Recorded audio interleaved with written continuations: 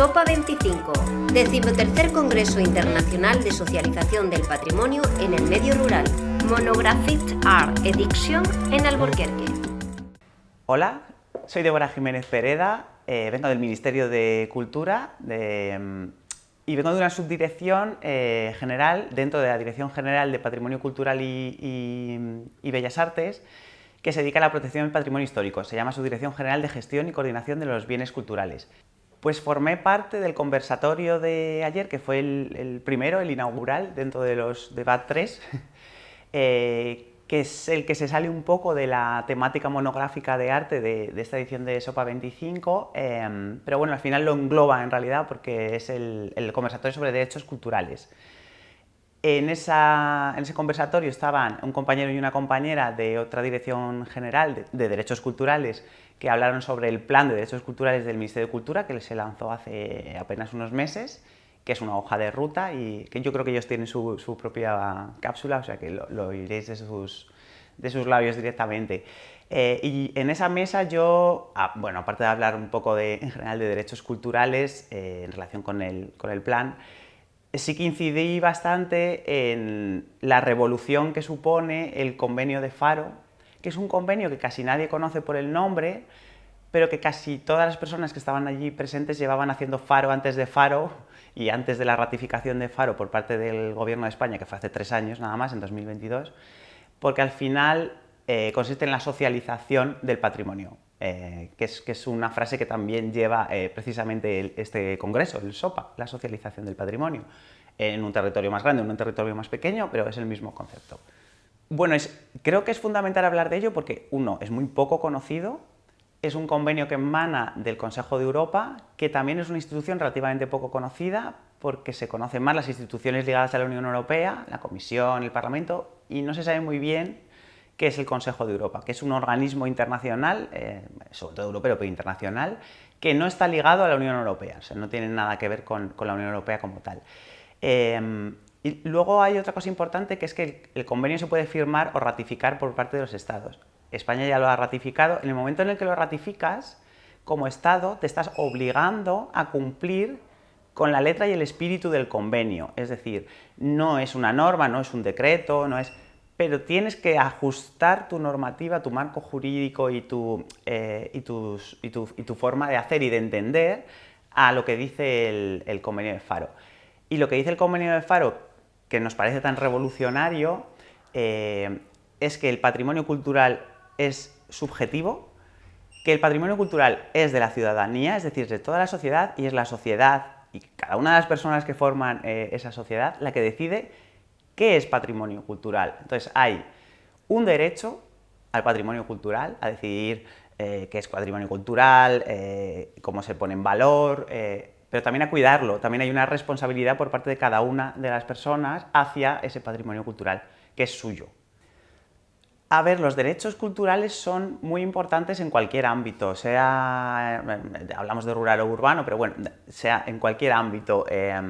Creo que especialmente en el ámbito de las zonas rurales, los derechos culturales son muy importantes porque se enfrenta a unos retos que están muy ligados a que los derechos culturales existan y se desarrollen. Por ejemplo, la despoblación, por ejemplo, la falta de servicios, por ejemplo,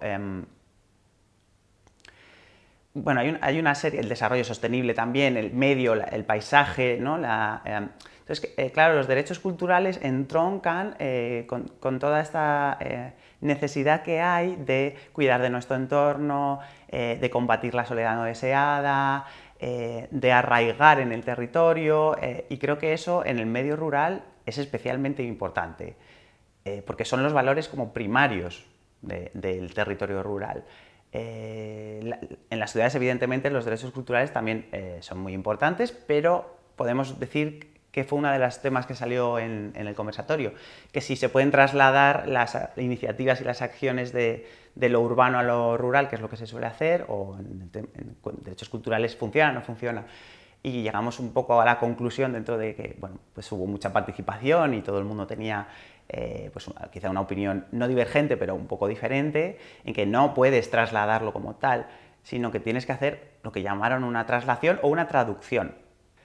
Pues, a ver, llevamos un día, pero me ha parecido, o sea, ya solo llevando un día, que dura 7, ya me ha parecido que hay un montón de temas que se han abierto y que se han empezado a reflexionar sobre ellos, se han empezado a debatir. Hay personas que han venido, asisten o como participantes o como escuchantes y demás, que tienen una trayectoria vital, práctica, teórica y demás muy potente.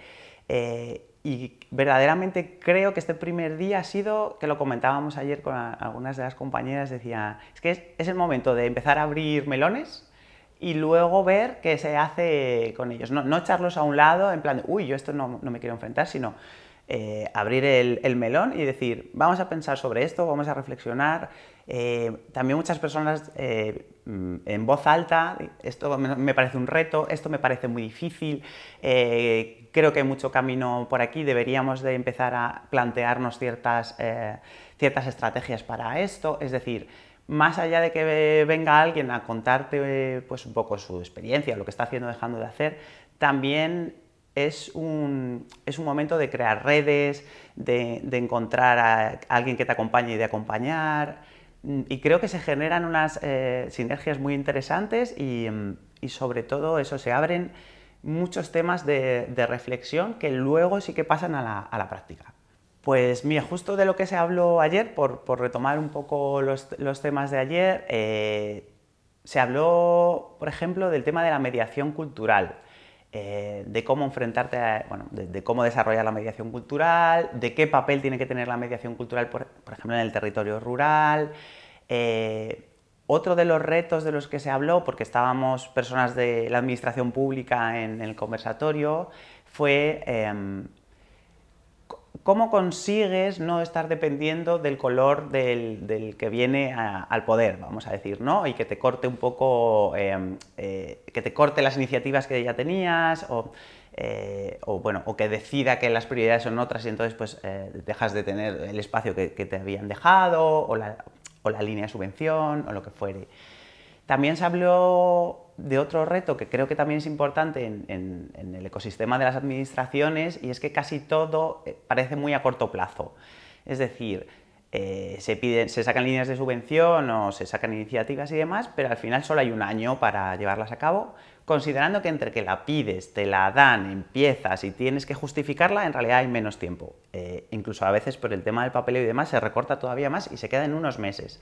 Entonces, eso es un reto, intentar expandir, digamos, esos tiempos para que lo que se está generando no sea a corto plazo, porque es mucho más difícil que eso genere un cambio. Necesitas que tenga una continuidad. Y, por ejemplo, eso sería otro reto.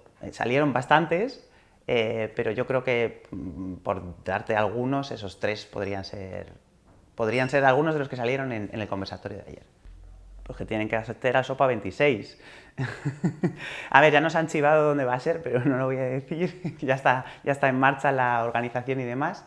Es verdad que como un año es en territorio español, digamos, y otro año es al otro lado del charco, en Iberoamérica, a veces es más complicado estar en uno en otro, pero si no puedes venir al SOPA 26, tienes que venir al SOPA 27. La verdad que es un congreso que, aparte del interés que pueda tener el tema del que se trate cada año, las diferentes ponencias, charlas, conversatorios y demás, es que además es una comunidad. Entonces, hablas con todo el mundo, conoces a gente nueva, te reencuentras con personas que no conocías, todo el mundo está súper abierto a conversar, a intercambiar experiencias, es divertido. Te lo pasas bien. Ayer hubo un concierto, luego hubo una cena en que cada persona puso una comida de su lugar de origen o de donde venía en ese momento. Entonces, lo tiene todo, es decir, tiene una parte más lúdica y demás, tiene una parte muy reflexiva, teórica y tal, y luego tiene a gente maravillosa que lo organiza por un lado y que asiste por el otro. Entonces, bueno, pues si te has perdido no te pierdas el siguiente. El Congreso SOPA 25 cuenta con la organización, la financiación y la colaboración de estas instituciones. SOPA 25, un congreso diferente.